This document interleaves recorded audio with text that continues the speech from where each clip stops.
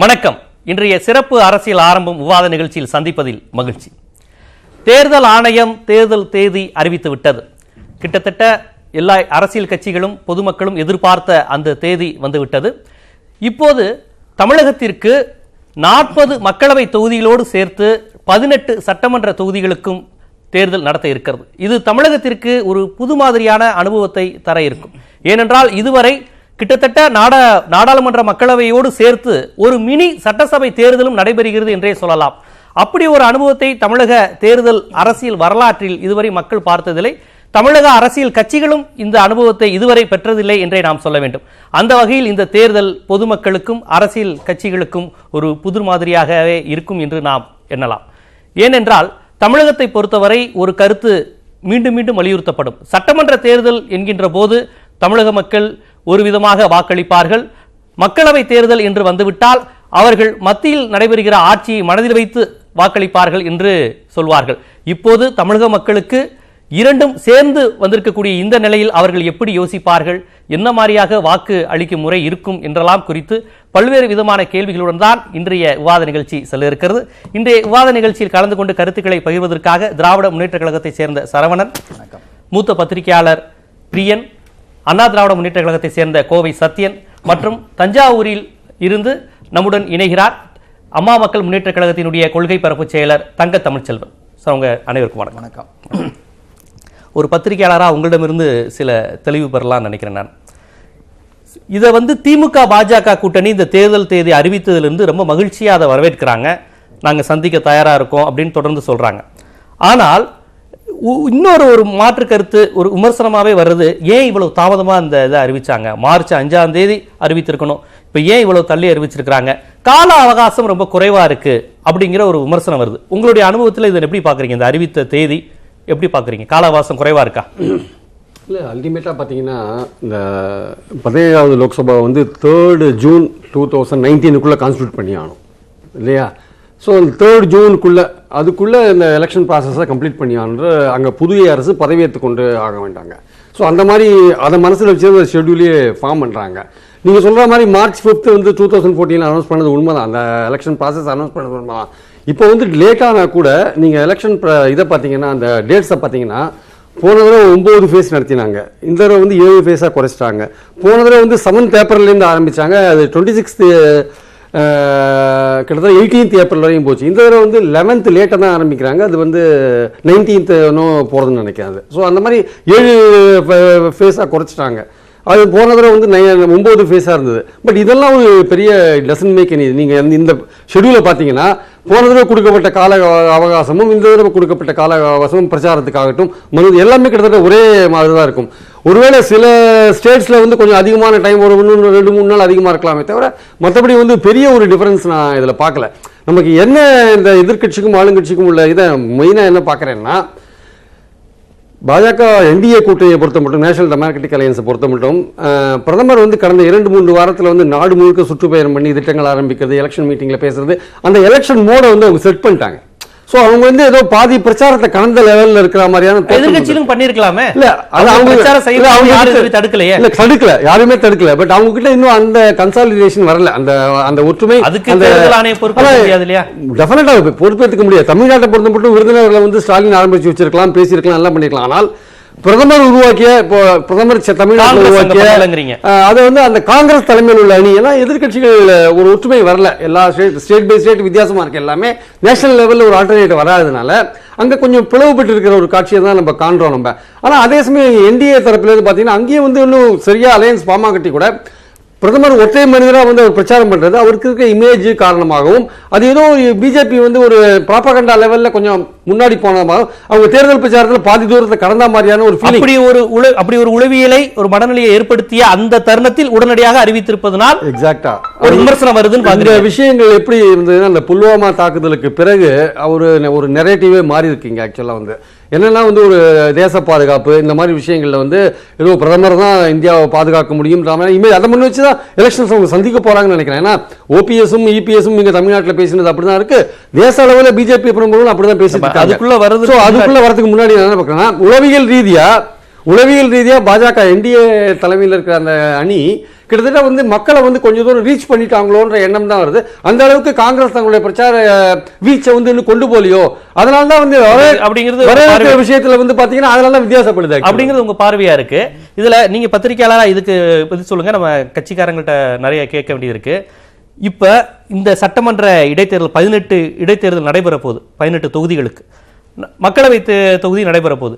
இப்ப இந்த ரெண்டும் சேர்ந்து வர்றது எந்த கட்சிக்கு ஒரு சாதகமான சூழல் வரும்? ஒரு பத்திரிகையாளரா திமுகவிற்கா அதிமுகவிற்கா அம்மா மக்கள் முன்னேற்ற கழகமா, எந்த கட்சி எதற்கு முக்கியத்துவம் கொடுக்கும் நினைக்கிறீங்க? கம்ப்ளீட்டா பாத்தீங்கன்னா லோக்கல் இஷ்யூஸ் தான் பேசப்படும். இதுல இப்போ நேஷனல் லெவல்ல நீங்க அந்த நெரேட்டிவை கொண்டு வர பாக்குறீங்க. நீங்க வருது, ரெண்டுமே வருது. 18 சந்திக்கணும், சட்டமன்றம் வருது. அப்படி இருக்கிறப்ப ஈவன் வந்து பாத்தீங்கன்னா ஈவன் லோக்சபா எலெக்ஷன்ஸ்ல கூட பாத்தீங்கன்னா அல்டிமேட்டா வந்து அது லோக்கல் இஷ்யூஸ் தான் கொண்டு போவாங்க. இங்க வந்து ஆளும் மத்திய மாநில அரசுகளுக்கு எதிரான மனோபாவம் இருக்கு இல்லையா, அவங்கள கேட்டால் அவங்க பல சாதனைகள் சொல்லக்கூடும். ஆனால் அடிமட்டத்தில் பார்த்தீங்கன்னா ஒரு அந்த ஆன்டி இன்கும்பன்சி ஃபேக்டர் ஒர்க் பண்ணும், பொதுவாகவே ஒர்க் பண்ணும். ஸோ அந்த விஷயங்களை வந்து திமுக காங்கிரஸ் எந்த அளவுக்கு மக்கள்கிட்ட கொண்டு போகிறது அப்படின்ற ஒரு விஷயம் இருக்குது.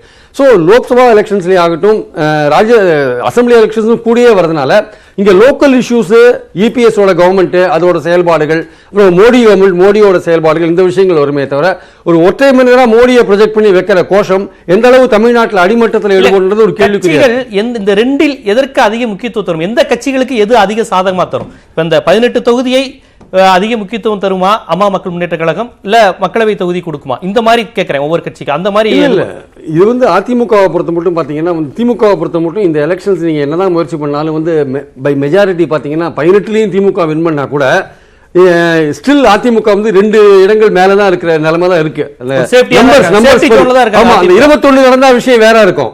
3 குறைச்சிட்டதுனால ஈவன் 18 நடந்தா, ஆனா அது சப்போஸ் 18லயும் திமுக ஜெயிச்சிருந்தா அது உருவாக்குற உளவியல் ரீதியான பாதிப்பு அதிகமா இருக்கும் ஆளுங்கட்சி மத்தியில. சோ அது வந்து ஒரு ஆட்டத்தை உருவாக்கலாம் கண்டிப்பா. ஆனா நம்பர்ஸ் பார்க்கும்போது 18லயும் திமுக ஜெயிச்சா கூட இந்த ஆட்சி கவருமான நம்பர்ஸ் படி கவரத்துக்கான வாய்ப்புகள் கிடையாது. இல்ல இந்த நீங்க சொல்லியிருக்க இந்த பார்வையோட நம்ம தங்க தமிழ்ச்செல்வன் அந்த கேள்வி கேட்போம். தங்க தமிழ்ச்செல்வன், இப்ப இந்த நடைபெறுகின்ற இந்த சட்டமன்ற இடைத்தேர்தலில் 18 தொகுதிகளிலும் அதிமுகவிற்கு எதிராக வாக்குகள் கிடைத்தாலும் வெற்றிகள் கிடைத்தாலும் இந்த அரசை ஒன்றும் செய்ய முடியாது, தற்போது இருக்கிற அரசு தொடரும் அப்படிங்கிறது தான் அரசியல் பார்வையாளர்கள் பத்திரிகையாளர்களின் கருத்தா இருக்கு. இந்த விஷயத்தை நீங்க எப்படி பாக்குறீங்க?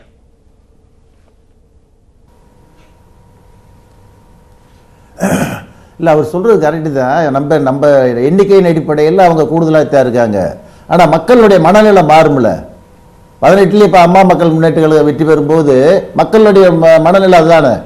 அது ஆளும் கட்சிக்கு எதிர்ப்பாக தானே ஓட்டளிச்சாங்கன்றத தீர்ப்பாக நம்ம பார்க்க முடியும். இப்போ நாங்கள் 18 எம்எல்ஏக்கள் எந்த தப்புமே பண்ணலையே. சின்னம்மாவோட சேர்ந்தது, அண்ணன் டிடிவி தினகரோட சேர்ந்தது தப்புன்னு சொல்லி தானே எங்களை எம்எல்ஏ பதவி கொடுக்குறீங்க. ஆனால் ஓட்டு மாற்றி போட்ட பன்னீர்செல்வம் இன்னைக்கு துணை முதல்வர் எம்எல்ஏ. மக்கள் பார்ப்பாங்கல்ல, எதுக்கு இந்த இடைத்தேர்தல்? இப்ப என்ன ரீசன்? அதை வச்சுதான் நாங்க தேர்தல் காலத்தை பண்ண போறோம். இந்த 18லயுமே இடைத்தேர்தல் நாங்க தான் ஜெயிப்போம். நாடாளுமன்ற தேர்தலிலே ஒரு புதிய தலைமை வேண்டும் மக்கள் எதிர்பார்க்கிறாங்க. அம்மா மக்கள் முன்னேற்ற கழகம் தான் வெற்றி பெறும். நீங்கள் சொல்வது கடந்த 2016இல் எந்த கூட்டணி இல்லாமல் அந்த தொகுதிகள்லாம் அதிமுக சார்பான தொகுதிகளாக மாறியது.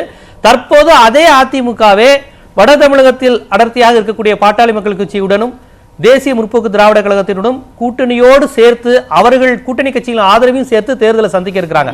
அது அவர்களுக்கு சற்று வலிமை கூடும் இல்லையா?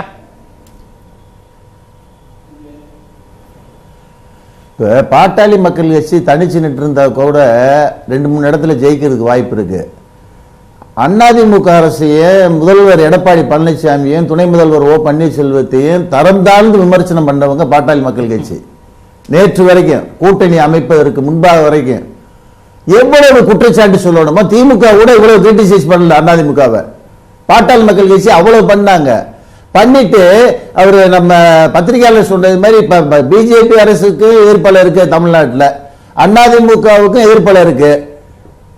இந்த வகையில நீங்க பாட்டாளி மக்கள் கட்சியை சேர்த்து கூட்டணி வச்சு அமைச்சு உள்ள வந்த இலக்கு எப்படி மக்கள் ரசிப்பாங்க இந்த கூட்டணியை? இல்ல இதே சந்தர்ப்பவாத கூட்டணின்றதே மக்களுடைய தீர்ப்பா வரும். இல்ல இதே அதிமுக எதிர்ப்பு அரசியலை தான் திமுகவும் செய்கிறது. ஆனால் கூடுதலாக கூட்டணி கட்சிகளின் துணையும் சேர்த்து கொண்டு அது பிரச்சாரம் செய்கிறது. அப்படி இருக்கிறப்ப உங்களுடைய அதிமுக எதிர்ப்பை விட திமுகவினுடைய அதிமுக எதிர்ப்பு சற்று வீரியமா தானே இருக்கும். இருக்குதான் செய்யுது சார். நான் கேட்குறது இப்போ தமிழ்நாட்டில் திமுக அதிமுக பெரிய கட்சின்றீங்கல்ல, ஏன் இவ்வளவு தவி போய் அலையன்ஸ் ஃபிக்ஸ் பண்ணுறதுல தீவிரம் காட்டுறீங்க? தனிச்சு நின்று தான் பார்க்க வேண்டியதானே, இதில் என்ன இருக்கு? அம்மா வந்து நீங்க சொன்னீங்க நாடாளுமன்ற தேர்தல் நடக்கும்போது தமிழ்நாட்டு மக்கள் மனநிலை வேறு விதமா இருக்கு, சட்டமன்றம் நடக்கும்போது வேறு விதமா இருக்குன்றீங்க. ஆனா கடந்த தேர்தல் நாடாளுமன்ற தேர்தலில் மத்தியில வந்து பிரைம் மினிஸ்டர் மோடி தான் டிக்ளேர் பண்ணிட்டாங்க. தெரிஞ்சுமே அடிச்சாங்கல்ல அம்மா, 37 இடங்கள்லயே ஜெயிச்சாங்கல்ல தனிச்சு நின்று. எப்படி ஓட்டு போட்டாங்க? அம்மா மக்கள் முன்னேற்ற கழகமும் கூட்டணி அமைப்பதில் ஆர்வம் காட்டினாங்க. நீங்க கூட்டணி அமைப்பதில் ஆர்வம் காட்டுன்னு சொல்ல முடியாது. 5 கட்சிகளுடன் பேசிக் கொண்டு இருக்கிறோம் தான் தொடர்ந்து நமது தொலைக்காட்சியிலே நீங்க பல்வேறு விவாதங்களை சொல்லியிருக்கீங்க.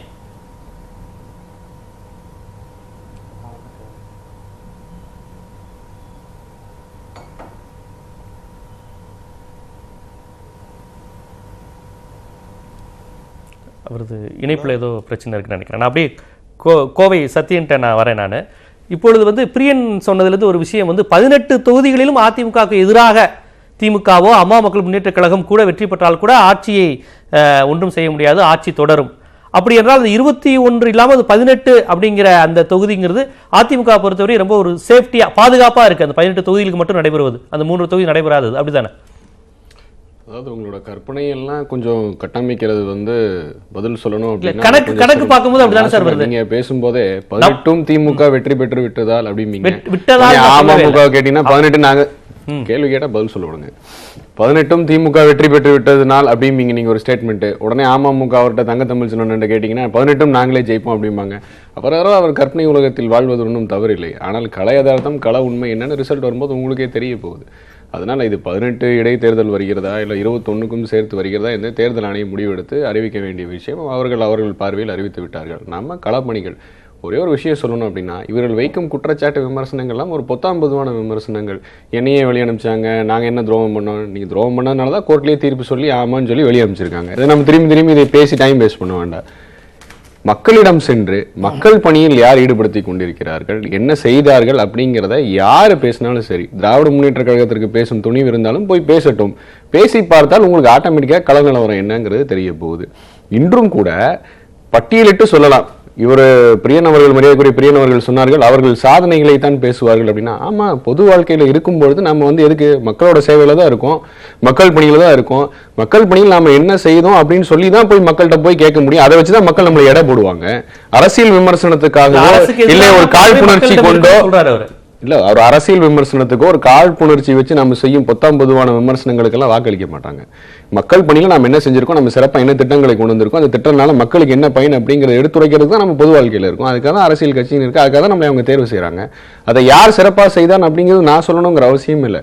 நீங்க தாராளமாக யாரை வேணாலும் அனுப்பித்து மக்களிடம் கேட்டுக்கொள்ளுங்கள். திராவிட முன்னேற்ற கழகமும் காங்கிரஸ் கூட்டணியும் மக்களுக்கு சிறப்பாக ஏதோ திட்டங்கள் செய்திருக்கிறதா, இல்ல அண்ணா திராவிட முன்னேற்ற கழக தலைமையில் இருக்கும் கூட்டணி செய்திருக்கிறான்னு கேட்டா ரிசல்ட் உங்களுக்கு ஆட்டோமேட்டிக்கா கிடைக்க போகுது. அது இந்த வரும் தேர்தலில் உங்களுக்கு பிரதிபலிக்கும். நீங்கள் பொறுத்திருந்து பார்க்க தான் போறீங்க ரிசல்ட் வரும்போது.